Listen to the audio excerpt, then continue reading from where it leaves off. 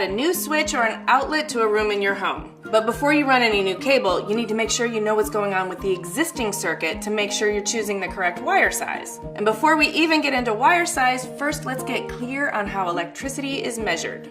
Electricity travels on a path, called a circuit, is carried by a conductor, or a wire, and is measured in units of power called watts.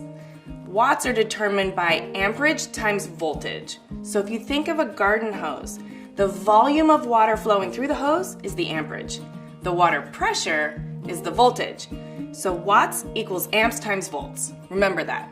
The circuit load, or electrical load, is the amount of wattage that's going to be consumed by the devices or the appliances that you have plugged into the circuit. The amount of electricity that can safely travel on a circuit is determined by the size of the conductor, the hose in our metaphor, or the wire in the circuit. So here are some common household wires. Wire size is determined by the American Wire Gauge System, or AWG, and the gauge refers to the actual physical size of the wire. The lower the number, the thicker the wire. Thicker wires can safely pass more amperage or current without overheating. Copper electrical cable is usually called NM cable, where the NM stands for non-metallic sheathed cable, or Romex. Parts of the cable include the sheathing, which is this flexible plastic jacket, and the wires in protective covers. Typical gauges are 14 gauge, which handles 15 amp, 12 gauge handles 20 amp, 10 gauge 30 amp, 8 gauge 40 amp, 6 gauge 50 amp.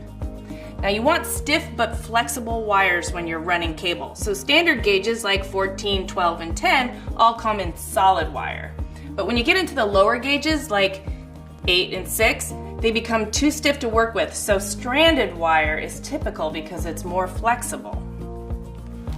You need to know the amperage of your circuit in order to choose the right NM cable for your new extension.